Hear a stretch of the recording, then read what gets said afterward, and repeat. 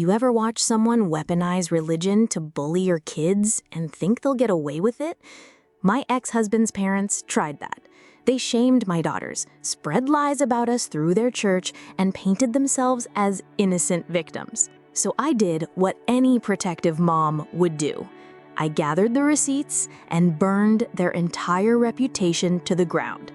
If you've ever wanted to serve justice to the people who humiliated you or your kids, hit that like button and subscribe.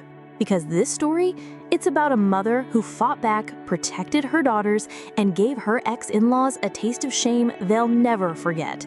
Let me take you back to the moment everything changed. My name's Rachel. I'm 46 and I have 2 daughters, 17 and 15.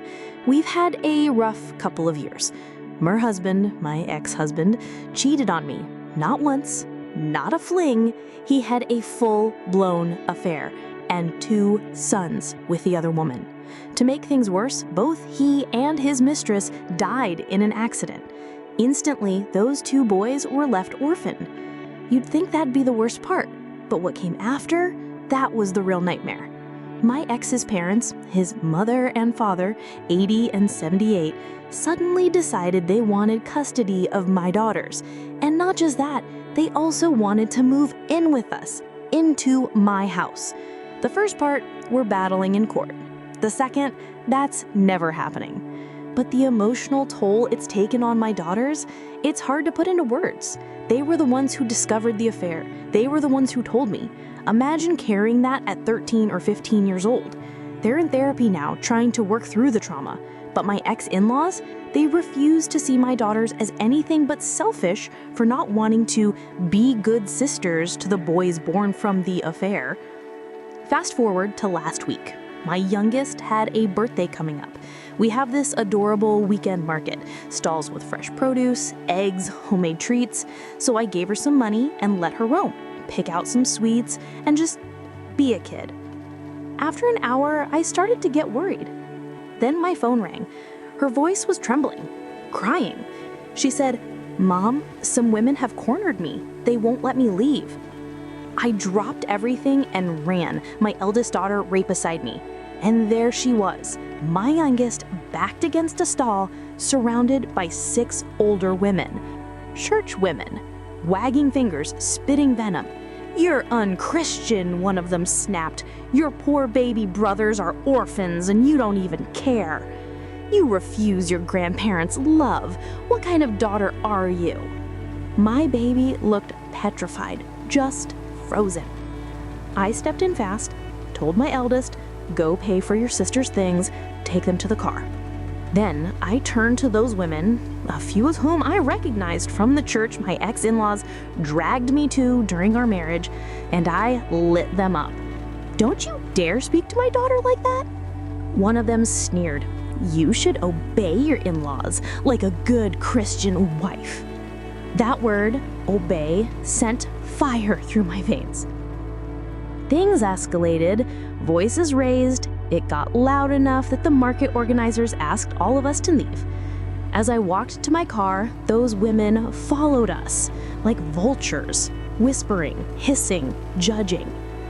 That night, after I got my girls to bed, I reached out to someone I still trust from that old church, someone decent. I told him what happened, and he apologized, then told me the real reason those women attacked us. Turns out my ex-mother-in-law had posted this massive sob story in the church's Facebook group.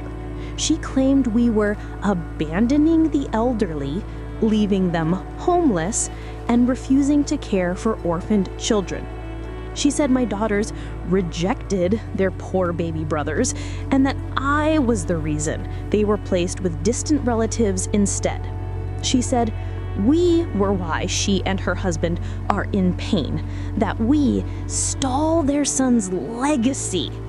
And somehow she told this tale without ever mentioning my ex's cheating. How? She told the church that my ex, the affair partner, the woman he cheated on me with, was actually our surrogate, that I was barren, that I rejected the boys because they were male. Let that sink in. Not only did she lie to everyone, she framed me as some cruel, bitter woman who cast aside innocent children out of spite. And people, especially the loud, judgmental fringe of the church, believed her.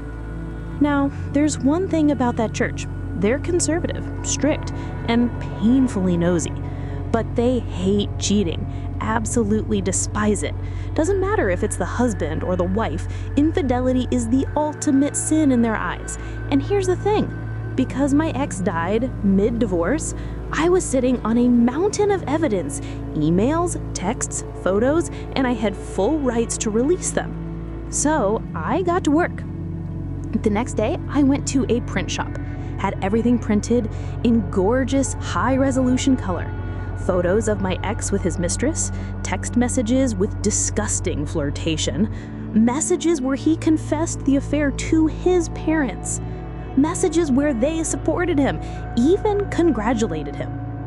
I also printed the most gut-wrenching part, texts from his parents to my daughters, calling them bastards, saying they were the reason their father was dead. One was sent just 2 days after the accident. The cruelty was staggering. I spent hours that night assembling personalized binders. You know those little prayer books churches use with plastic sleeves and a cover that says hymns for worship? I recreated them.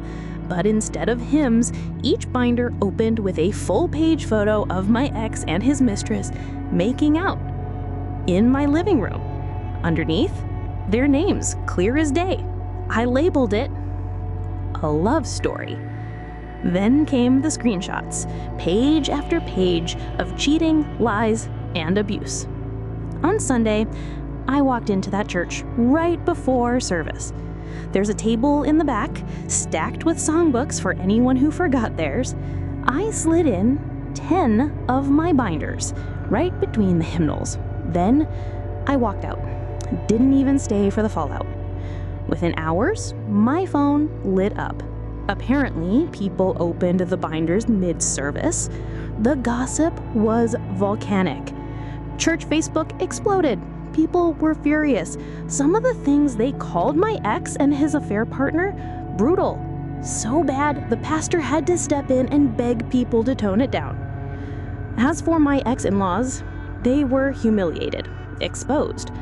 People turned on them fast, not just for enabling the affair, but for emotionally abusing my daughters, for spreading lies, for trying to manipulate the entire community. 2 apology letters came in the mail, 1 for each daughter. One woman even wrote, "I'm so sorry you judged me without knowing the truth.